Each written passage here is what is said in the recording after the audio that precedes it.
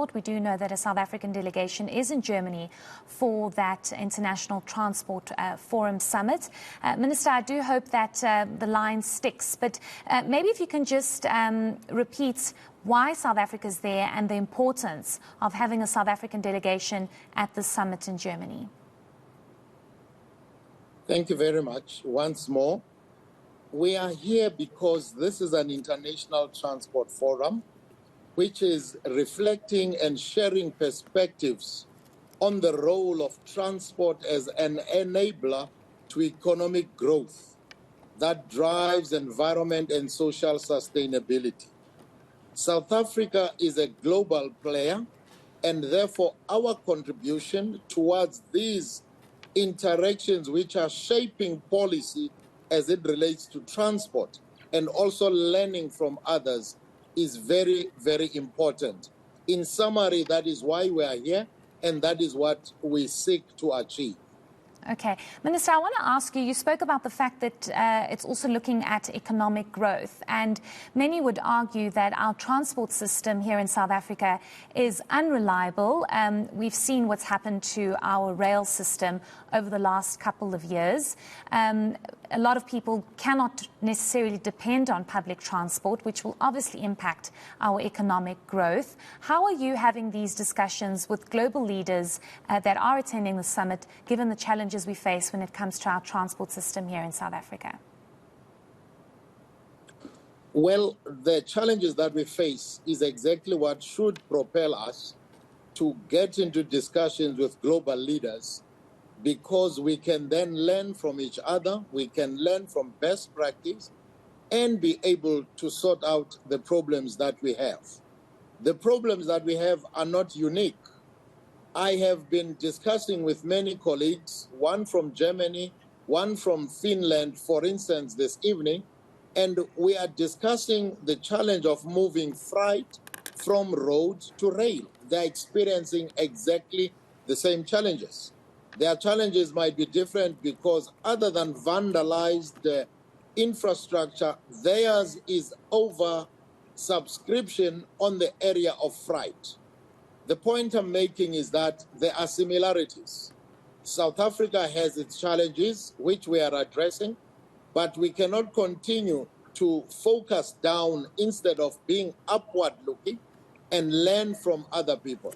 Now, the economic growth that we are talking about here is really derived from the fact that there are economies that are evolving or coming out of the desire to decarbonize. For instance, Europe is talking a lot about electronic vehicles, while we are relatively behind in South Africa.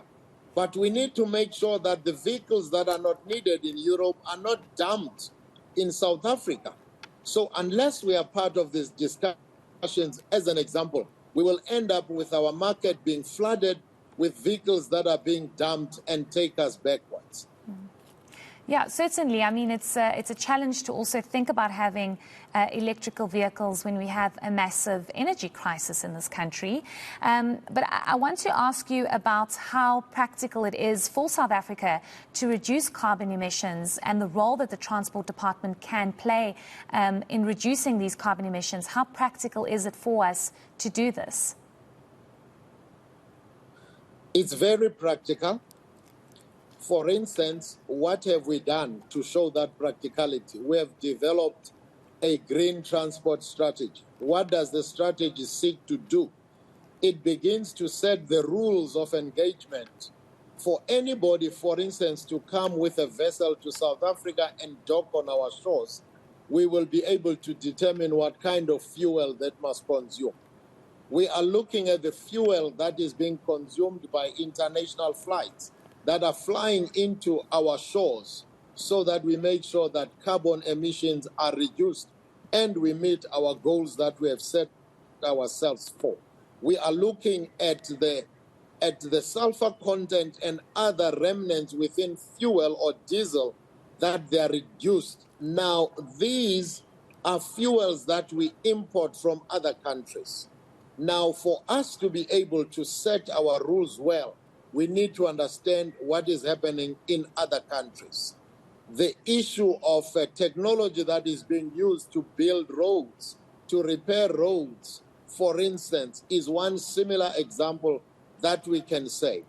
So what are we saying? We are saying the fact that we've got our own energy crisis in our country, we've got vandalized infrastructure, we've got a PRASA that is trying to come out of the doldrums, should not mean that we should not engage and prepare ourselves for the future that we cannot avoid because we are part of a global community.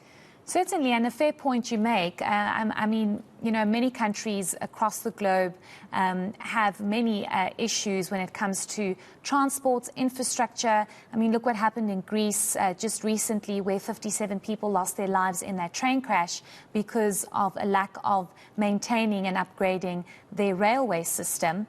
But Minister, I want to ask you about South Africans that could be watching this and saying, well, what's the point of going to these summits when the issues here at home many would feel aren't being dealt with when it comes to the state of our roads, when it comes to the road crashes that we are seeing, and once again when it comes to the unreliability of our rail system, with many needing to use other modes of transport because there are so many issues here.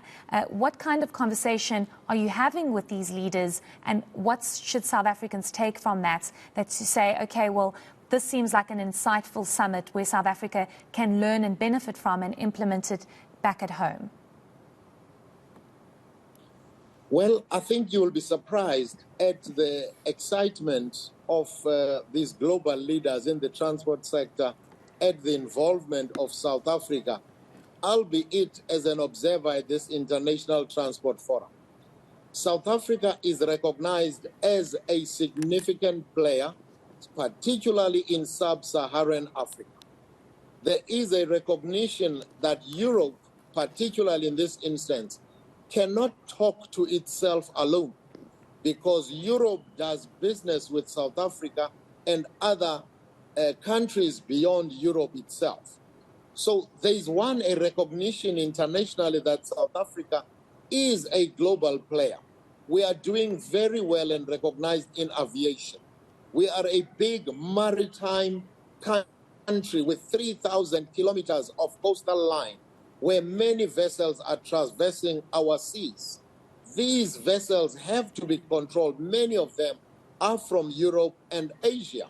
How do we influence? How do we let them know what we want and what we do not know? Now, we should not make the mistake of looking at our problems as if we should sit in a corner and feel pity for ourselves. Instead of standing up while addressing the problems, be able to engage at levels like the ones we're engaging at to get different perspectives of what is happening in other places in the world. For instance, as we recover our rail system from vandalization, what are the technologies that are available that will not be easily vandalized as we roll out PRASA, as we reopen our lines? So these are the type of engagements. And again, at the risk of repeating myself, it's amazing how much arms are being opened to Africa, to South Africa, particularly from the sub-Saharan region, because Europe cannot continue to talk to itself. They need to hear other perspectives of developing economies compared to those that are fully developed. Certainly, and to also listen to the African story, which oftentimes we feel is very much neglected. Thank you so much for your insights, Deputy Minister of Transport. We do appreciate it. That was the Deputy Minister of Transport, Lisa Mangcu, speaking.